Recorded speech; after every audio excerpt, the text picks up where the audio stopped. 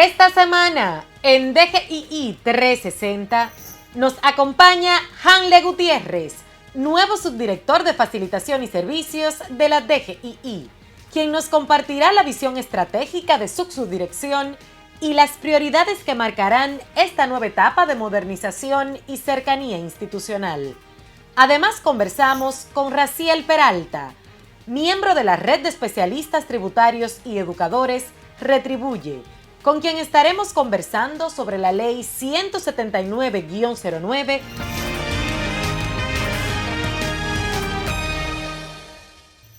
Saludos amigos televidentes. A continuación presentaremos las noticias de esta semana. La Dirección General de Impuestos Internos informa a los propietarios de vehículos de motor que una vez vencido el plazo para la renovación del marbete sin recargos, el proceso continuará disponible durante todo el mes de febrero, con las sanciones correspondientes. La venta se estará realizando en las 49 entidades financieras autorizadas, así como en las colecturías de Villa Vázquez, provincia Montecristi, y de Sánchez, provincia Samaná. La institución exhorta a los propietarios de vehículos a ponerse al día, evitar mayores recargos y realizar su renovación a tiempo en los puntos autorizados. Por otro lado, la DGII entregó el gran premio de 300,000 pesos a la señora Delfina Pimentel de León, quien resultó ganadora del concurso Pide tu factura electrónica y gana. El premio fue entregado por Hanle Gutiérrez Mota, subdirector de Facilitación y Servicios, y Patricia Gil, gerente de facturación. El concurso se realizó desde el 26 de abril hasta el 27 de diciembre del 2025, el cual tuvo como objetivo incentivar el uso de la facturación electrónica y fomentar a los consumidores a que reconozcan y exijan una factura válida en los establecimientos autorizados. Me siento bien y feliz de obtener el premio. Aprendí a verificar mi factura y a que les exhorto a todos que hagan siempre lo mismo para que siempre participen. Damos las gracias a todos los ciudadanos por participar en el concurso Pide tu factura electrónica y gana. Exhortamos a todos los ciudadanos que pidan y consulten sus facturas electrónicas en los comercios autorizados a ser emisores electrónicos. Por otra parte, la DGII informó a los contribuyentes y a la ciudadanía que fue publicada la Norma General 01-26 sobre la aplicación de exenciones fiscales para el sector agropecuario durante el año 2026. La norma dispone de la dispensa del pago de anticipos de impuestos sobre la renta, del impuesto sobre los activos y la retención del impuesto sobre la renta en los pagos realizados por el Estado. Para más detalle, los contribuyentes pueden acceder al portal www.dgii.gov.do en la sección Publicaciones y hacer clic en Normas Generales. En otro orden, la DGII reitera a los contribuyentes y ciudadanía en general que permanece abierto al público hasta el 4 de febrero del 2026 el foro para la discusión del borrador de la norma general que regule el marbete integrado digital de los vehículos de motor. Para participar en el foro, puede acceder al portal www.dgii.gov.do en la sección Publicaciones y hacer clic en Foro de Contribuyentes o llamar al teléfono 809-689-3444. Sabemos lo importante que es cumplir con tus responsabilidades tributarias. Por eso te brindamos la información actualizada que necesitas para que nunca te pierdas ningún plazo. La DGII quiere asegurarse de que estés siempre al tanto de las fechas límites para la presentación y pago de tus obligaciones. El jueves 5 de febrero se debe realizar el pago del impuesto de casinos, impuesto sobre máquinas tragamonedas, impuesto a los hidrocarburos, contribución de GLP, mientras que el viernes 6 es la fecha límite para el pago del impuesto de cheques y transferencias electrónicas y TEBIS retenido por las compañías de adquirencia. ¿Te gustaría recibir alguna formación en materia tributaria? Te presentamos el calendario de capacitaciones de esta semana. El miércoles 4 de febrero tenemos la videoconferencia sobre la Ley número 3223 de facturación electrónica, su reglamento de aplicación 587-24 y el uso del facturador gratuito de la DGII. Para el jueves 5 tenemos la videoconferencia Conoce los beneficios de la ley número 179-09 sobre deducciones de gastos educativos. El martes 3 de febrero tenemos la videoconferencia Ciclo de vida del contribuyente. También, el martes 3 tenemos la videoconferencia Deberes y derechos de los contribuyentes. El miércoles 4 se impartirá la videoconferencia RNC y llenado del formulario RC01. El jueves 5 de febrero tendremos la videoconferencia Oficina Virtual. El jueves 5 de febrero también se desarrollará la videoconferencia Comprobantes Fiscales y Remisión de Informaciones. El viernes 6 se ofrecerá la videoconferencia Facturación Electrónica. El viernes 6 también tendremos la videoconferencia Impuestos sobre la Renta y llenado del formulario IR1. Puedes participar en las capacitaciones de nuestro Departamento de Educación Tributaria sin ningún costo, completamente gratis. Si eres miembro de algún gremio profesional, director de escuela o asociación empresarial,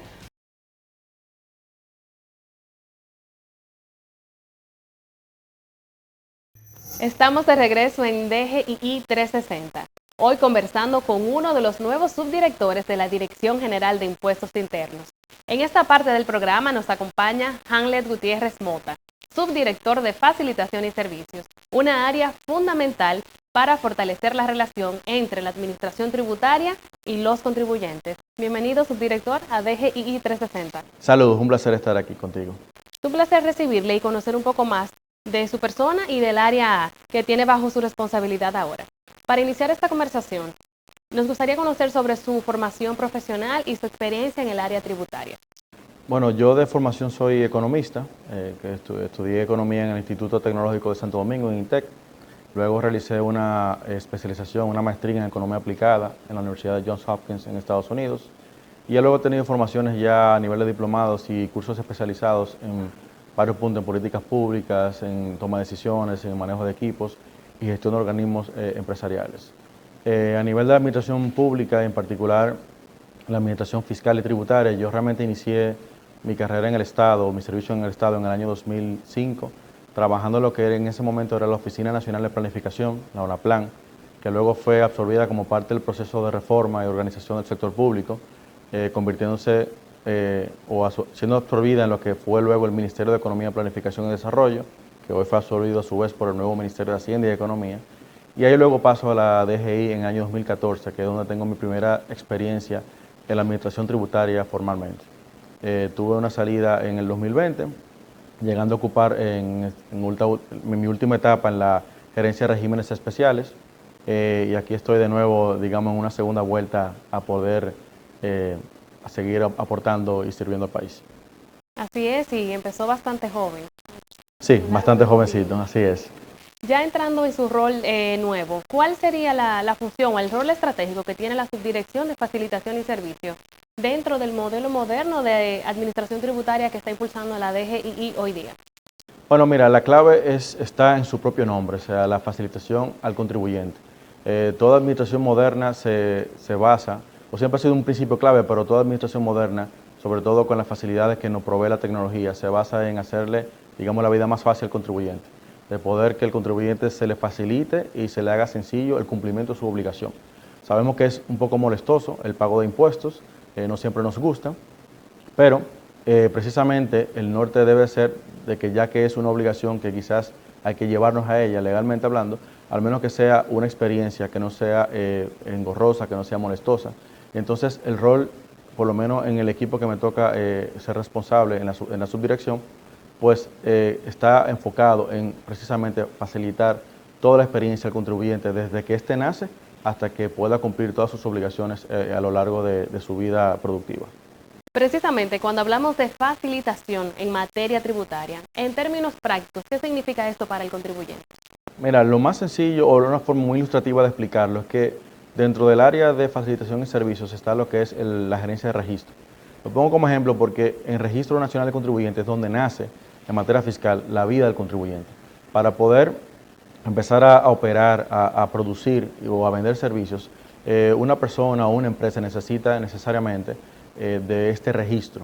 y ahí inicia su vida a nivel fiscal. Y eso, de ahí se derivan unas obligaciones, de ahí se derivan unos compromisos y sobre todo unos registros que nos permitan a nosotros como administración tributaria pues darle ese seguimiento y acompañamiento al contribuyente. Paradójicamente ahí también, digamos, se concluye el ciclo en el caso de empresas que cesan su existencia porque son, digamos, productos, son transformadas, productos de fusiones o adquisiciones, y eso también implica también el cierre de un ciclo que es necesario, digamos, pasar por la DGI. Pongo eso como ejemplo porque en todo eso es muy ilustrativo de lo que implica facilitarle la vida al contribuyente, la necesidad de que todos los procesos que tengan que venir a la administración, que no sean solamente el pago de los impuestos, sino cualquier tipo de registro, de aporte de documentos o sencillamente actualización de datos, sea siempre de la forma más fácil, con la mejor calidad posible y sobre todo de la manera eficiente posible. Así como existe la parte de registro, existen otras operaciones que se realizan de cara al ciudadano, que no necesariamente es la gran empresa, por ejemplo, el sacar un marbete para vehículos de motor, un proceso que justamente recién concluye ahora en enero 31, son de las cosas que, por ejemplo, se necesita siempre subrayar la facilidad para que el contribuyente y el ciudadano pueda cumplir con sus obligaciones, pueda acceder a algún tipo de servicio que necesita de parte de la administración y sobre todo pueda tener esa interacción que no sea una interacción odiosa con la administración pública en sentido general. En ese mismo orden, ¿por qué considerarías que es tan importante colocar al contribuyente en el centro del diseño de los servicios y procesos de la DGII?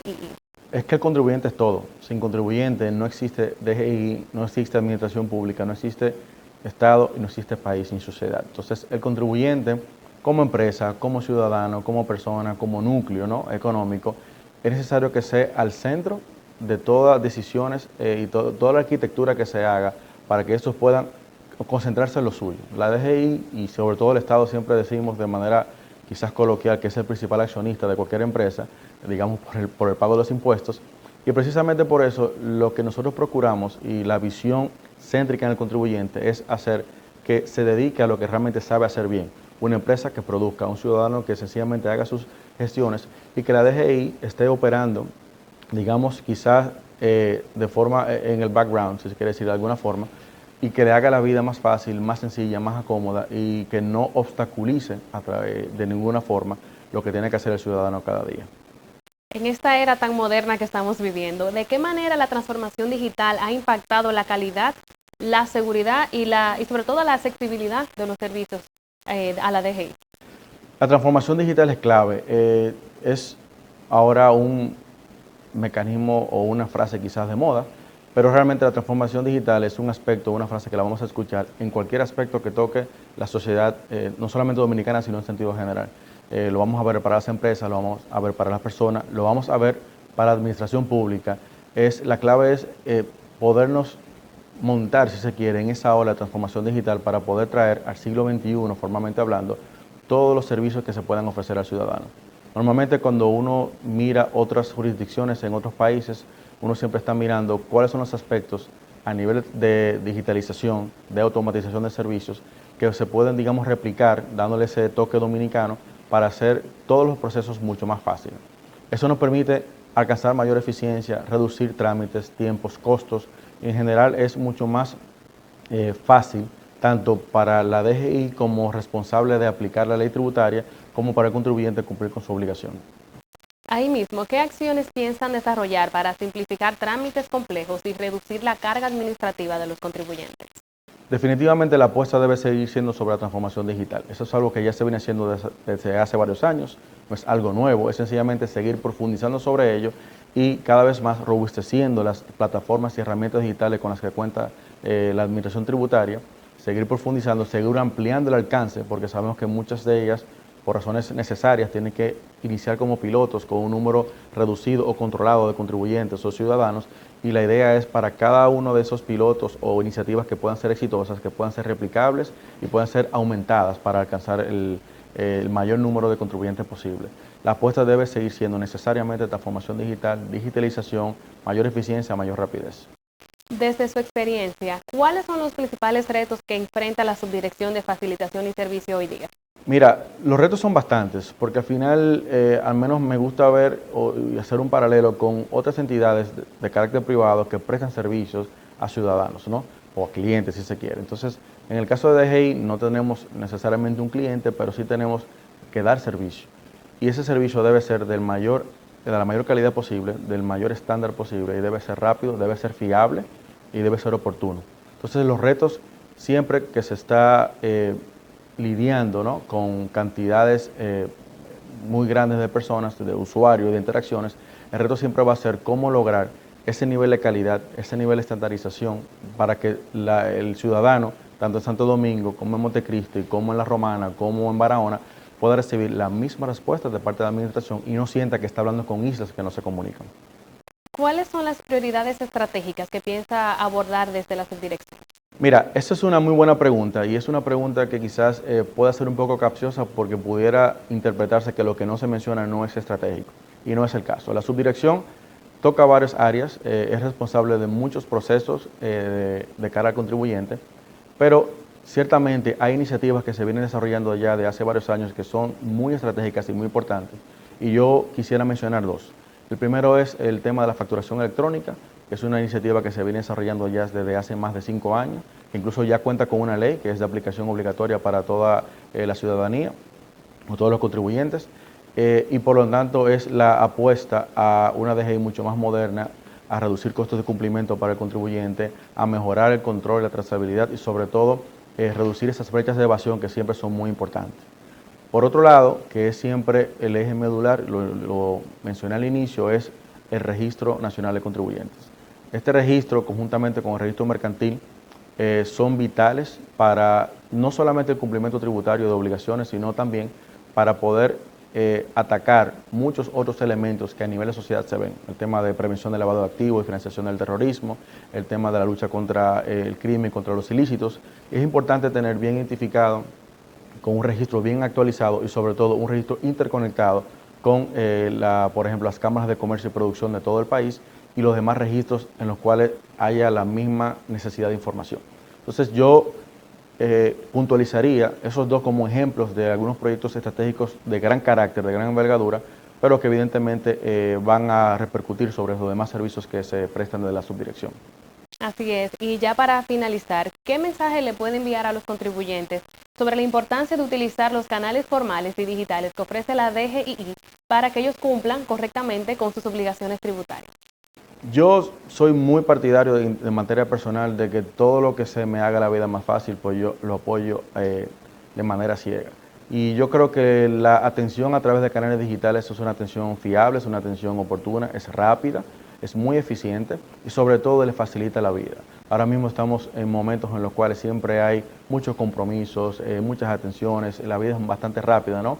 Con lo cual el tener que trasladarse necesariamente a una administración o a una oficina, siempre son bienvenidos evidentemente, pero en la medida que podemos ir migrando a las personas a los canales digitales, pues ellos mismos se van a dar cuenta de que la facilidad y la rapidez con la cual pueden acceder a servicios van a decir que por qué no lo hice antes. Yo quiero poner un ejemplo muy sencillo, tomando de nuevo el proceso de Marbete 2026 que recién concluye, y es que como sabemos, las renovaciones se pueden hacer tanto por ventanilla de la DGI como por los bancos y asociaciones, así como los canales de internet y la aplicación de la DGII. Un dato para mí sorprendente es que normalmente, históricamente, las personas que renuevan por las plataformas de internet ronda entre 10 y 12%. De un parque vehicular que ronda los 2 millones de unidades, estamos hablando de apenas unas 200.000, 240.000 personas o unidades que se renuevan a través del internet, cuando es un servicio que es tan fácil, tan rápido, sobre todo la gran facilidad de que te lo llevan a tu domicilio o oficina.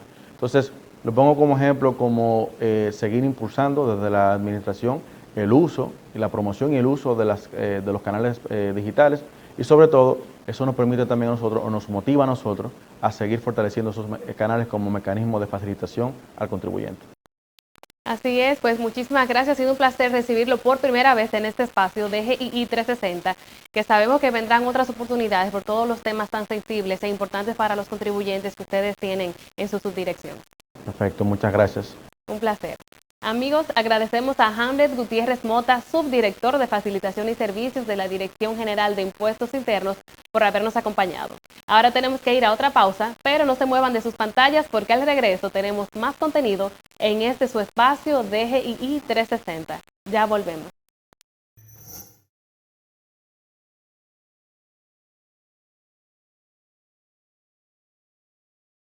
¿Eres asalariado y te retienen impuestos sobre la renta? Conoce los beneficios que te ofrece la Ley 179-09 sobre gastos educativos.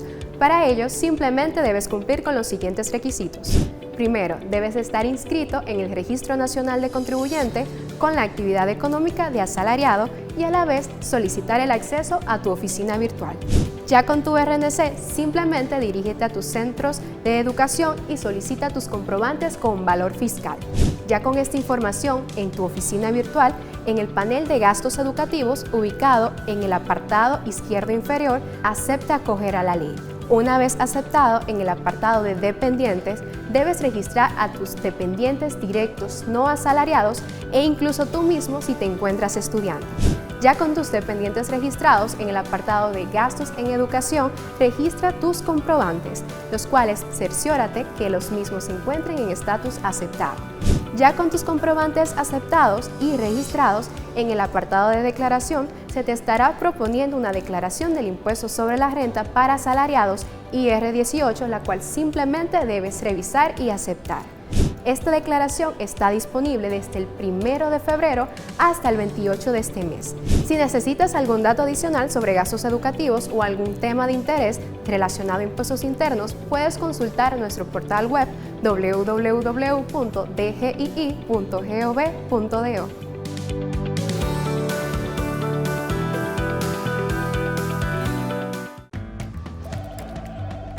Todos sabemos que el tiempo es muy importante en cada empresa. A veces parece que hay más tareas que minutos en el día, pero siempre hay una solución, una forma mejor y más fácil de manejar nuestras responsabilidades fiscales. Con la Ley 32-23 de facturación electrónica podemos mejorar todo el proceso de facturación y ahorrar tiempo. Además, la Dirección General de Impuestos Internos dispone de incentivos por ingresar voluntariamente y un facturador gratuito para que ningún contribuyente se quede fuera. Porque el mundo evoluciona y nosotros también. Únete a la facturación electrónica.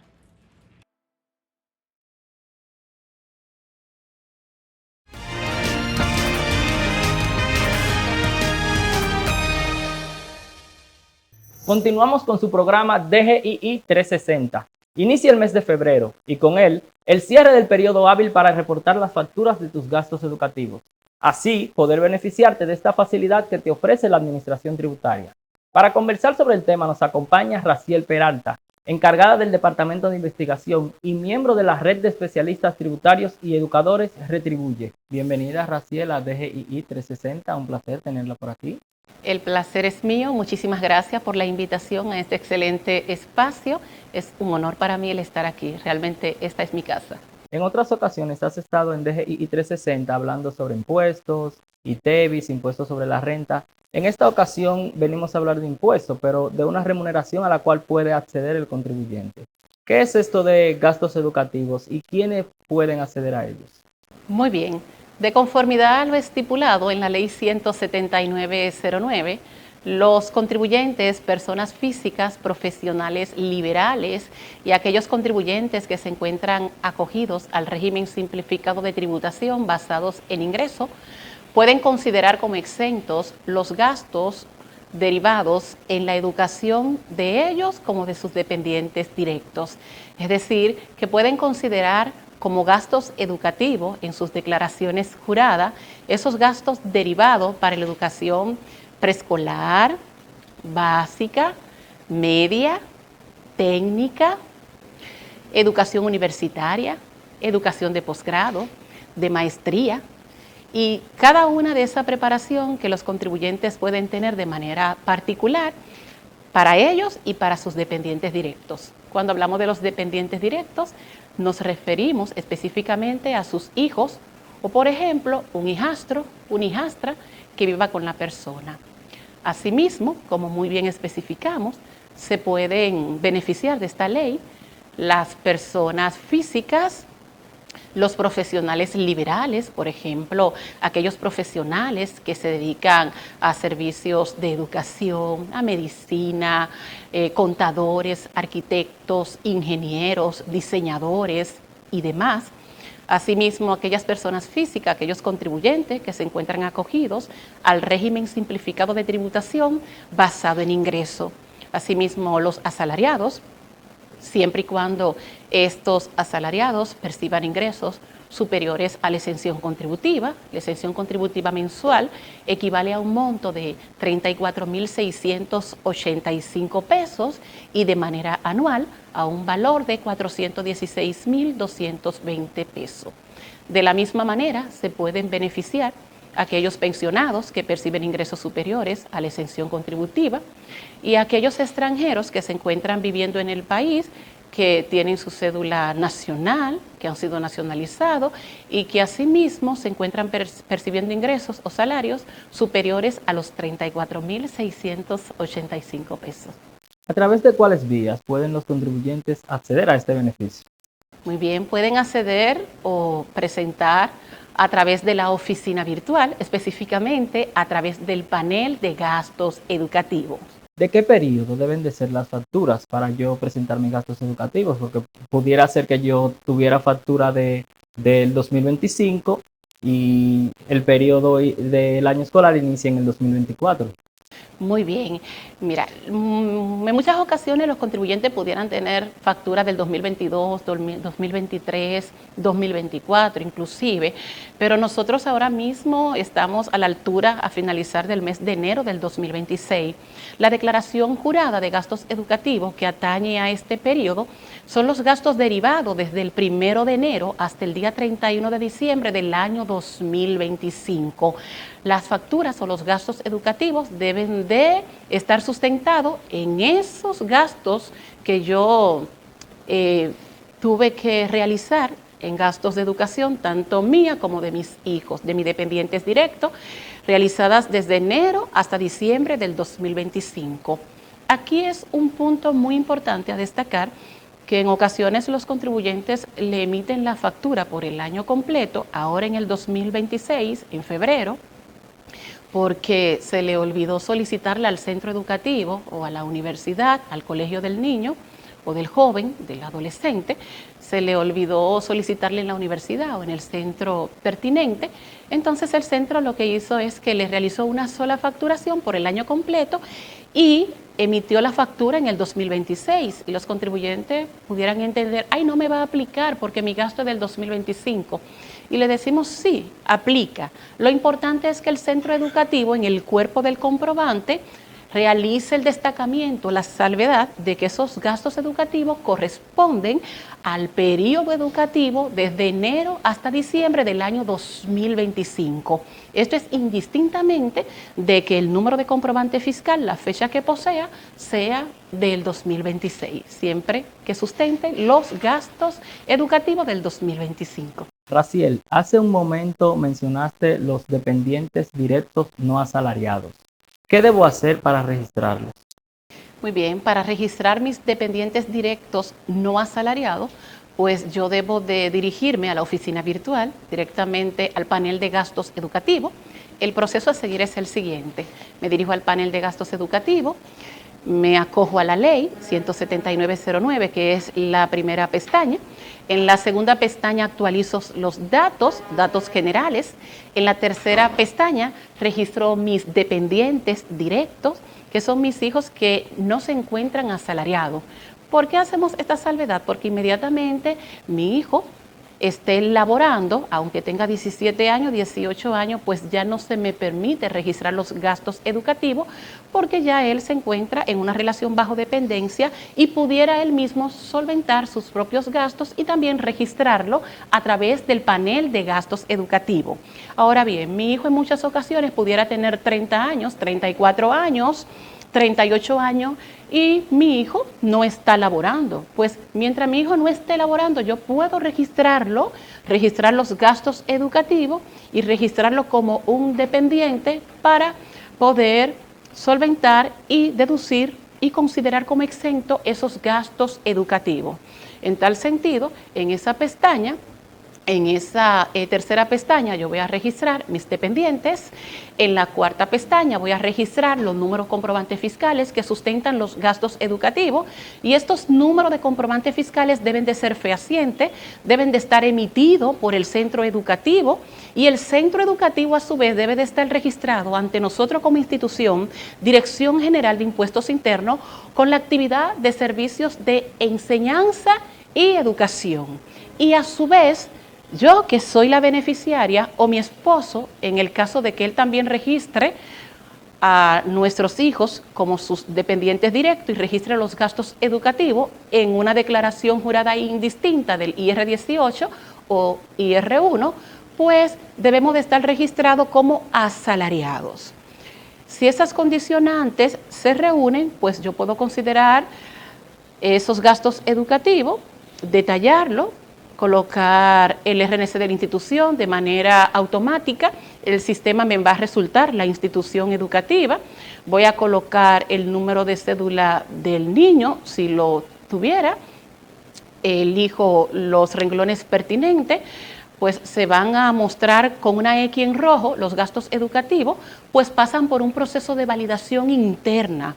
Cuando ese proceso de validación interna llega a su final, a su plazo, que pudiera durar 1 hora, 2 horas, mediodía, un día completo, dependiendo de las solicitudes también que nosotros poseamos de manera interna, pues ya una vez pasa por el proceso de validación, esos gastos educativos pasan un estatus de aceptado y se presentan con un cotejo en verde.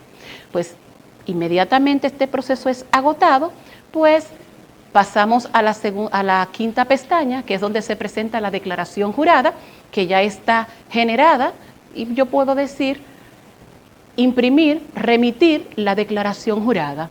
Una vez remitida la declaración jurada, pues yo puedo consultar el saldo a favor en la siguiente pestaña, que es la sexta pestaña, donde yo puedo imprimir esta información del saldo a favor. Inclusive este mismo saldo a favor me es remitido a través de una notificación a mi correo electrónico, el correo electrónico que yo digité, que yo coloqué en la actualización de los datos.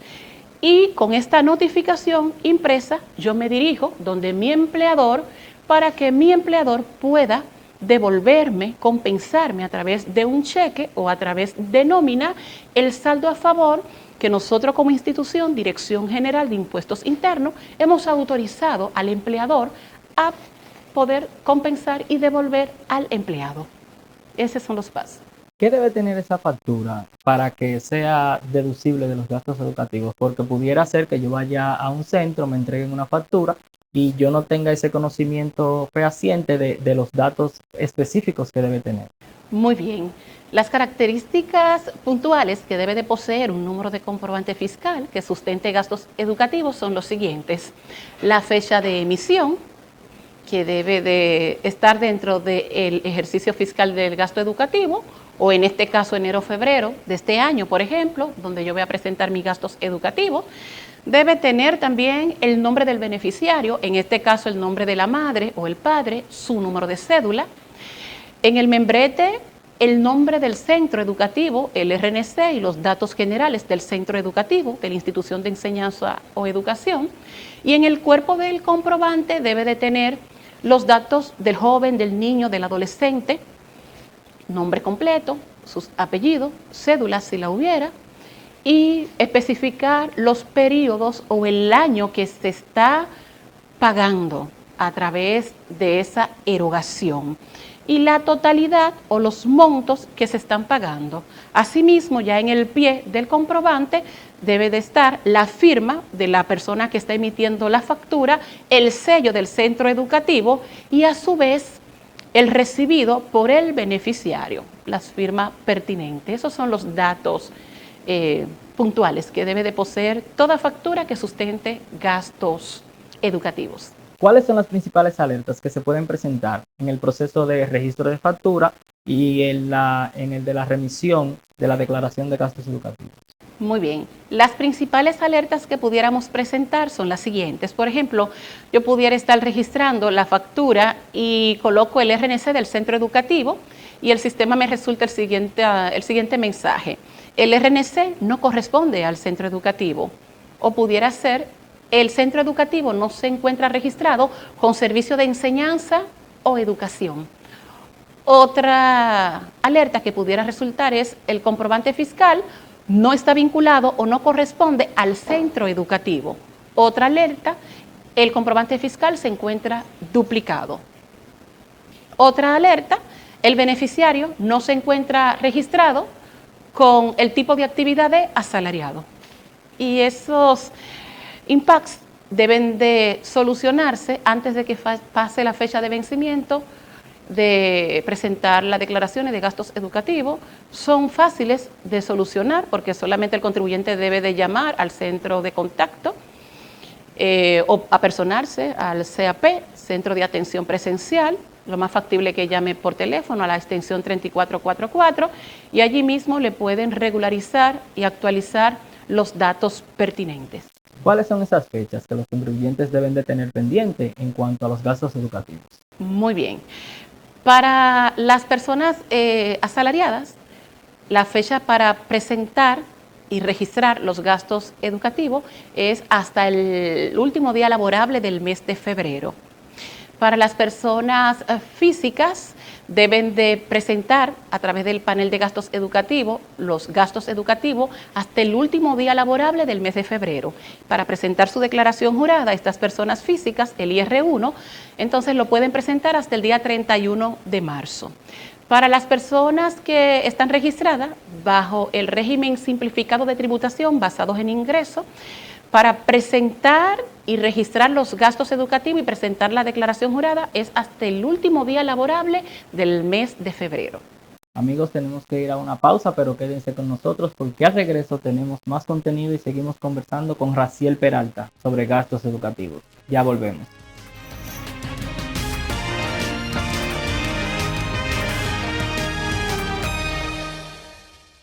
Como persona física, es decir, como profesional independiente, también puedes disfrutar los beneficios de la Ley 179-09. Simplemente debes cumplir con los siguientes requisitos. Primero, debes estar inscrito en el Registro Nacional de Contribuyente y solicitar el acceso a tu oficina virtual.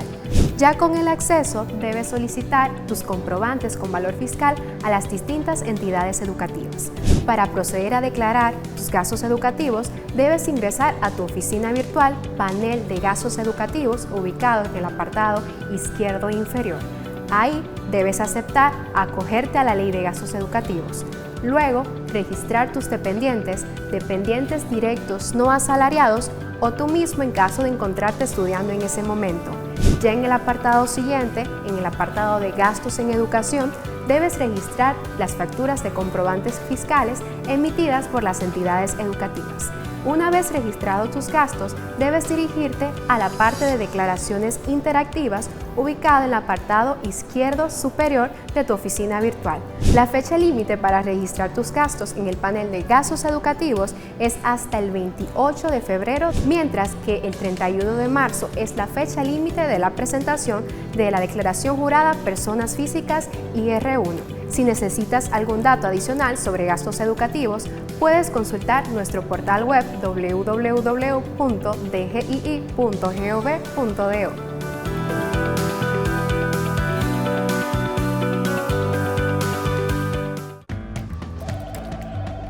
Todos sabemos que el tiempo es muy importante en cada empresa. A veces parece que hay más tareas que minutos en el día, pero siempre hay una solución, una forma mejor y más fácil de manejar nuestras responsabilidades fiscales. Con la Ley 32-23 de facturación electrónica podemos mejorar todo el proceso de facturación y ahorrar tiempo.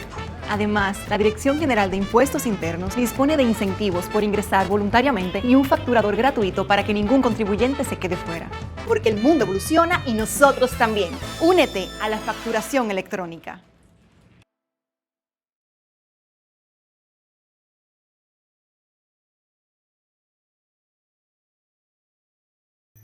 Continuamos con su programa DGII 360, en esta ocasión conversando con Raciel Peralta, encargada del Departamento de Investigación de esta DGII.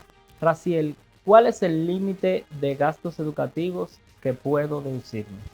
De conformidad a la Ley 179-09, nosotros permitimos a los contribuyentes que pudieran considerarse como gastos educativos hasta el 10% de la renta neta imponible o hasta el 25% de la exención contributiva.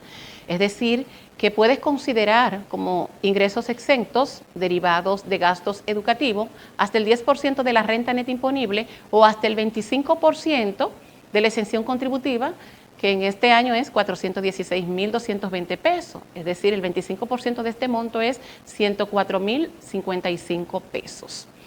El joven o el hijo pudiera tener gastos educativos hasta 200.000, usted lo puede remitir todo, pero yo te voy a considerar solo hasta 104.055 pesos. En muchas ocasiones, los contribuyentes, como tanto el padre como la madre, perciben ingresos superiores a la exención contributiva mensual, superiores a los 34.685 pesos, ellos lo que realizan es lo siguiente: bueno, yo voy a realizar mi declaración jurada de gastos educativos, IR18, vamos a realizarla de manera indistinta y vamos a sustentar los gastos educativos como sobrepasan al 10% de la renta neta imponible, vamos a sustentar los gastos educativos del mismo niño desde enero hasta junio a nombre tuya como madre y desde julio hasta diciembre a nombre mío como padre para poder sustentar el monto total del gasto de educación sobre nuestro hijo. Y eso también les es permitido siempre y cuando los números de comprobantes fiscales sean indistintos y que no sustenten el mismo gasto, que el gasto no sea duplicado, sino que sean lo bastante honestos para poder dividir el gasto del niño y poder considerar este monto total del gasto. Eso quiere decir que ambos padres pueden presentar los gastos de un solo niño. De un solo niño, pero no sustentado en un mismo comprobante fiscal y no sustentando un mismo mes. Es decir, el gasto no puede ser duplicado.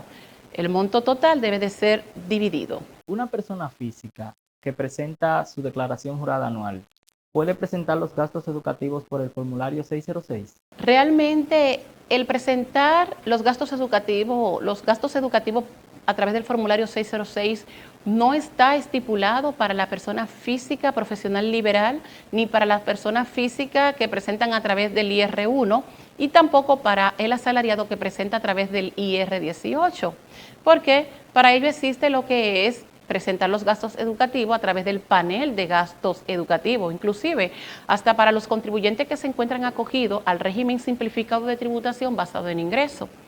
Para los únicos que les es permitido presentar los gastos educativos a través del formato de envío 606 es aquellos empleadores que de conformidad a la ley 17909 se le permite poder conceder a esos empleados que poseen ingresos menores a los 34.685 pesos, menores a la exención contributiva, que ellos pudieran beneficiarle con el pago de la colegiatura o gastos escolares, gastos de educación de sus hijos, de sus dependientes directos, de una manera de incentivarlo, de una manera que de forma indirecta pueda ser incrementado sus ingresos mensuales o los ingresos que percibe a través de esa empresa, pues entonces nosotros a través de la ley le permitimos, le consideramos como un beneficio poderle solventar, pagar los gastos educativos a sus dependientes directos y como beneficio a él, como empleador, le otorgamos de que no tiene que pagar el impuesto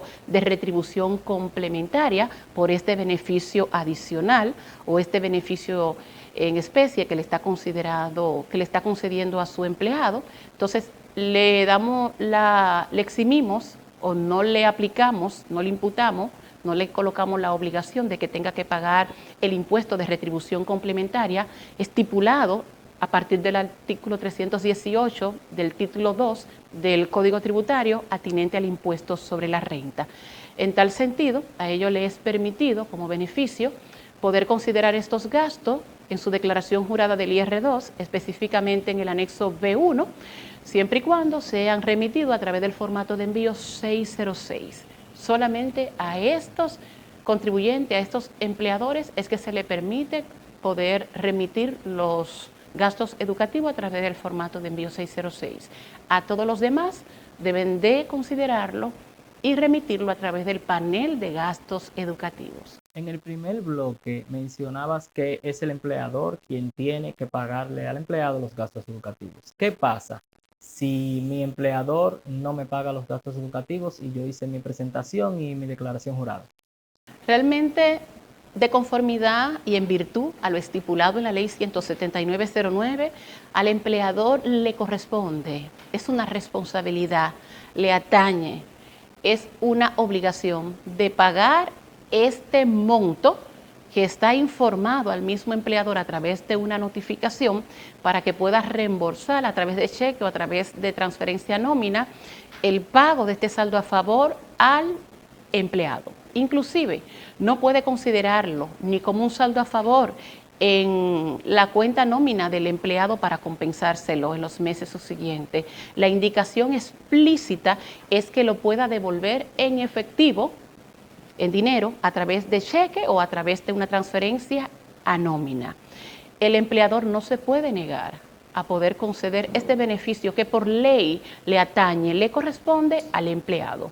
Si el empleador se niega, porque pudieran existir distintos escenarios, que se niegue, pues al empleado le asiste todo el derecho revestido por la ley de dirigirse ante nosotros, Dirección General de Impuestos Internos, y presentar la reclamación. Pudiera hacerlo a través de la administración local pertinente, dependiendo de su demarcación geográfica, dependiendo de su jurisdicción, o a través del centro de atención presencial ubicado en la sede central.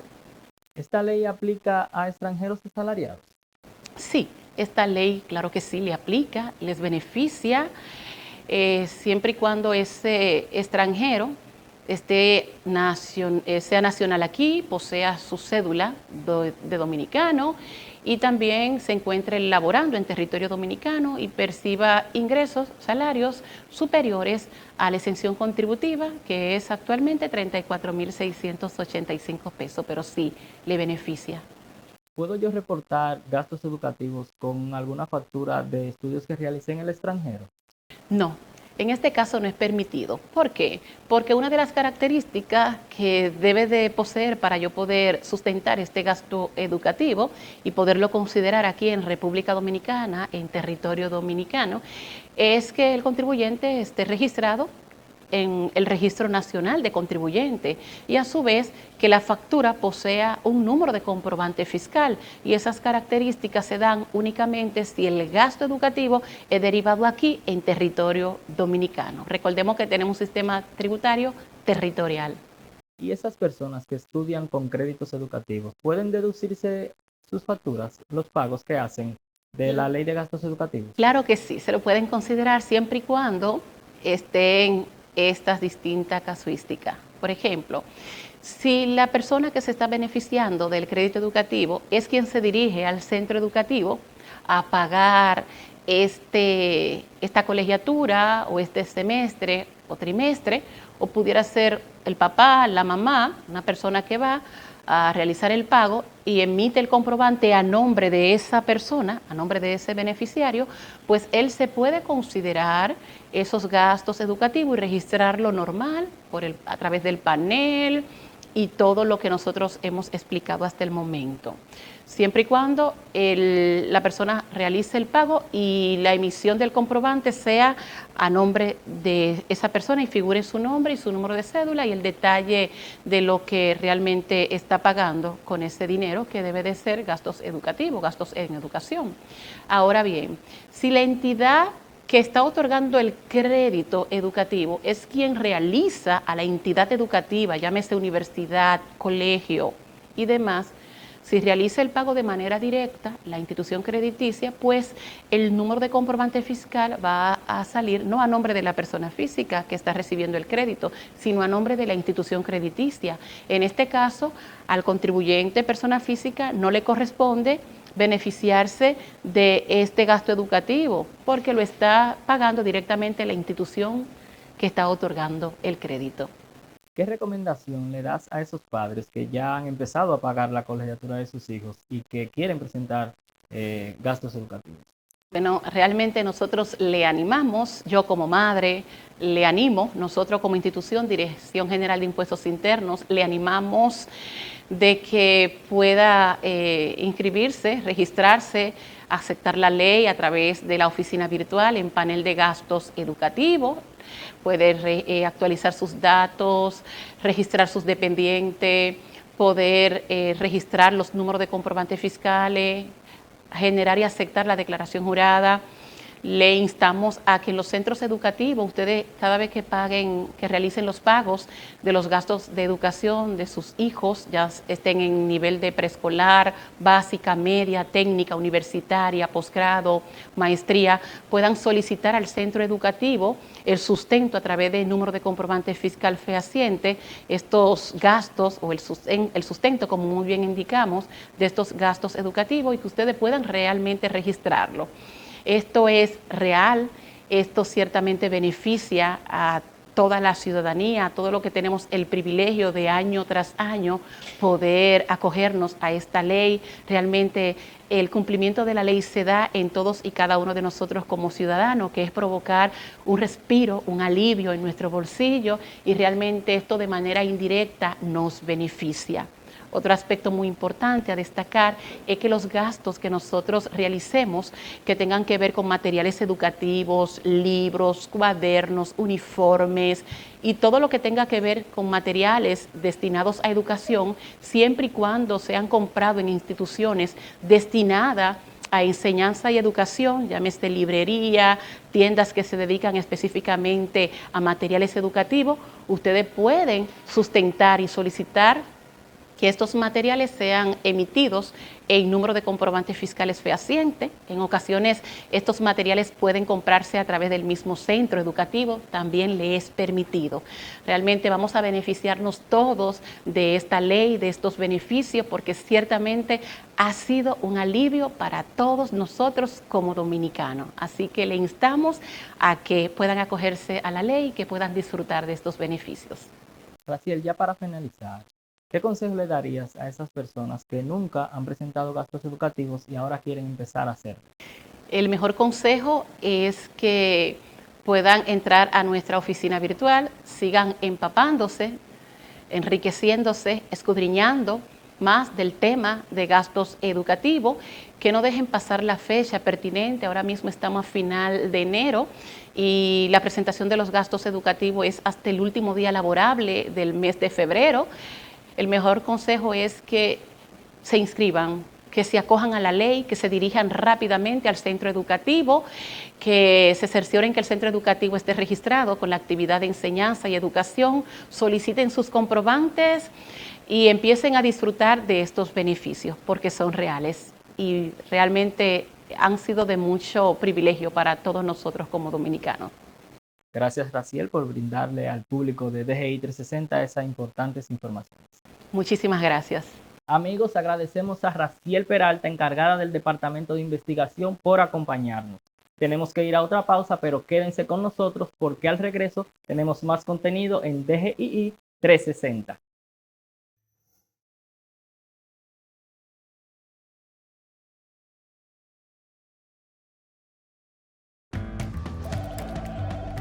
Todos sabemos que el tiempo es muy importante en cada empresa. A veces parece que hay más tareas que minutos en el día, pero siempre hay una solución, una forma mejor y más fácil de manejar nuestras responsabilidades fiscales. Con la ley 32-23 de facturación electrónica podemos mejorar todo el proceso de facturación y ahorrar tiempo.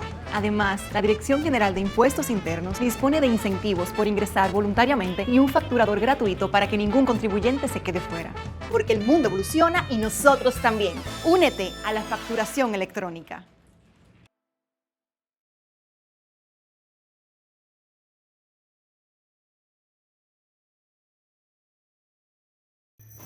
Hemos llegado a la parte final de su programa DGI 360. Agradeciéndoles a todos por habernos permitido llegar hasta sus hogares. Les recordamos que pueden volver a disfrutar el contenido del día de hoy, así como el de todas las ediciones anteriores, en el canal de YouTube de la DGI. Gracias a todos por su apoyo. Será hasta una próxima entrega de más contenido de valor en orientación tributaria. Hasta la próxima.